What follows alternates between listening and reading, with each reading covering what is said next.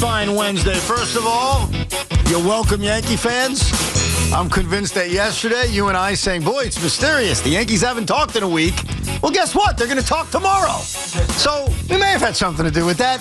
Even if we didn't, you're welcome anyway. Right. That's the way I look at it. We prepped you for it. We got you ready. More on that and more on what Brian Cashman needs to answer a little bit later on in the program, plus the debut of a brand new game called Which Aged Worse, and were the Jets actually better off keeping Aaron Rodgers? But I start with this, Tiki. At the beginning of a football season, we all have expectations. Yes. And it is totally normal for those expectations and views of a football team to change as the weeks go on. I'll give you an example. As a Jet fan, I thought they'd be in the mix. I thought they'd be a 6, 7, 8 win team. I thought they'd be in the hunt. I am wrong. And my expectations for this Jet season has completely changed. They suck. They may be the worst Jet team I've ever seen. When it comes to the Giants, it's a little bit more complicated.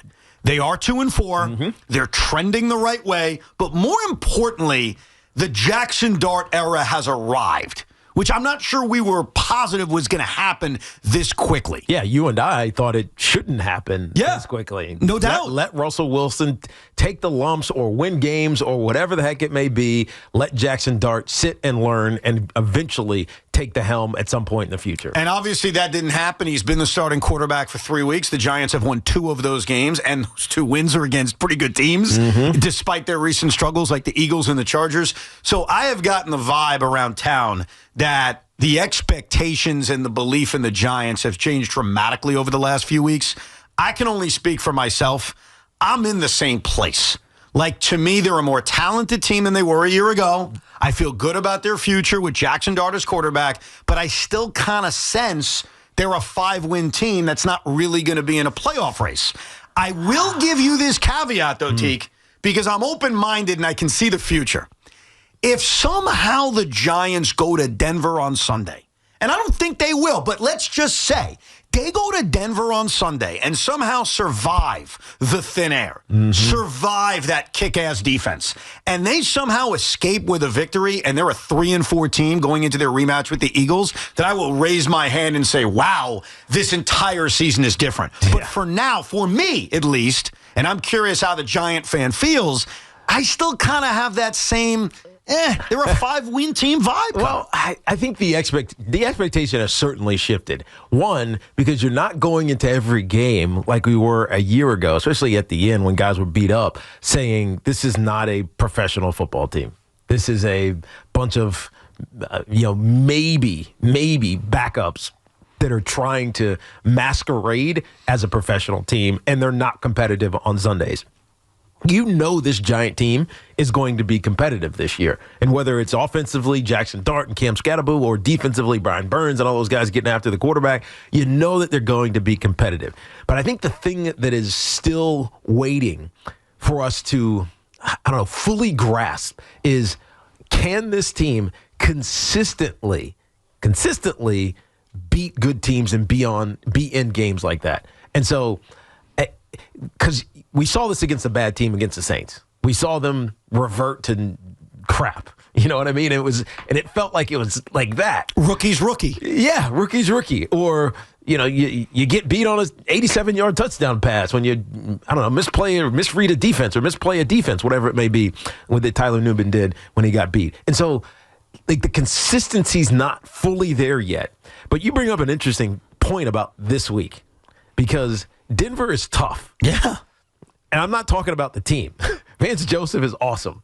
But Denver, we took the high altitude, and it's not necessarily, I can't breathe. It's too high altitude. That's not what it is. It's your body doesn't process oxygen, or there's not enough oxygen for your body to process, and so you're always dehydrated. Like, I remember playing games up there, and I couldn't drink enough water, and it was almost like I need the O and the H2O to make myself feel better. Right. And it never felt like I could get fully, replenished. And so you're physically challenged. You're mentally challenged because of what Vance Joseph is going to do or Sean Payton's going to do. And they happen to be a really good team, especially at home. And so, especially on defense. Exactly. So, if they find a way to rock fight this thing to a 9-6 win, game changer.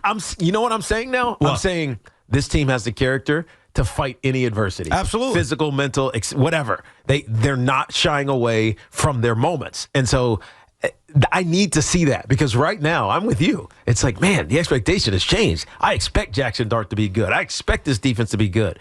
But do it in a hostile, really tough environment to play against a really good team. One of the best defenses in the National Football League right now. Yeah, and I don't want to take anyone to think I'm minimizing what they did against the Eagles last week. That was a great victory. But the Eagles are flawed. The Eagles are flawed, and unless you're the Jets, you will find ways to win games here and there. You know what I mean? Yeah. Even the Titans found a miraculous way to win a football game 2 weeks ago. Thanks to the Cardinals' incompetence. You're right, but that's a part of it. That's a part of this game, part of this sport.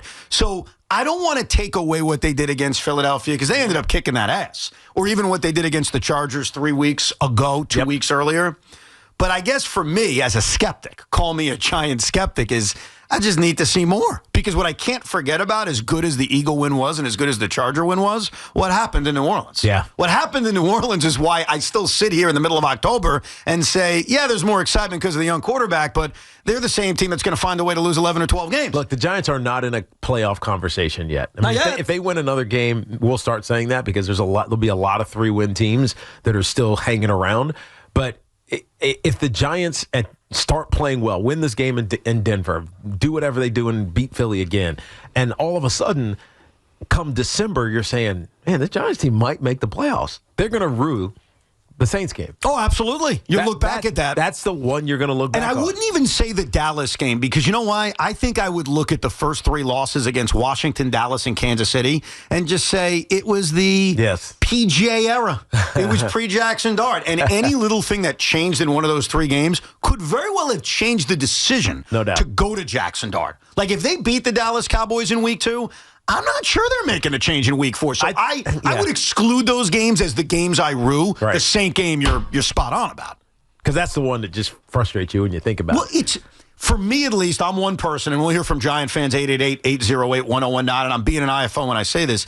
That's the game that keeps me away from joining the full-fledged excitement that other Giant fans have. I can't get that out of my head before I just say, oh, yeah, they're going to win 8 games. Right. They're going to win 9 games. Dare I say they're a playoff team. Now, I admit. I'm not there yet. I'm not there yet either. And you laid out the challenges of Denver. First of all, and don't even think about the Jets, because I don't even want to use that game as a reason, because the Jets are an embarrassment to football. But talent-wise, I think they've got 10 different guys who've registered a sack this season. They are a deep team that can get to the quarterback. The Denver Broncos. The Denver Broncos. And yes, they are talented. It's also schemed. Yeah, Vance Joseph is damn good. So it's like, all right, you're damned if you do. Like, if you block up the scheme, you're damned if you don't. So there is no scheme because those guys are just good. You're right. So a part of me thinks, wow, if they could go to Denver with a rookie quarterback and beat that team, that changes everything. So I'm still in that. They're 2-4. It was a great win against the Eagles. Good for you. Nothing's changed for me. They're a 5-win team. Yeah. And the questions on Daboll's future still remains. And that's the other thing that's weird about the Giant vibe going on. Like, the Giants overall have a really good vibe, one of the best vibes they've had in a while. Agreed. And yet, the head coach is on the hot seat. It's rare that you have a good, positive vibe around the franchise with that looming cloud of they need to win a certain amount of games for the head coach to keep his job. It's a weird oxymoron with this team. Yeah. Because you know that they're better, and the optimism is truly there. It's not fake. Right. It's not media or fans manufacturing it. It's real. Like, you know it's real because you've seen it. You see it play out against 2 big wins that they had against the Eagles and the Chargers. But there's also this reality that if they don't win, Dave's is going to be in trouble. Correct.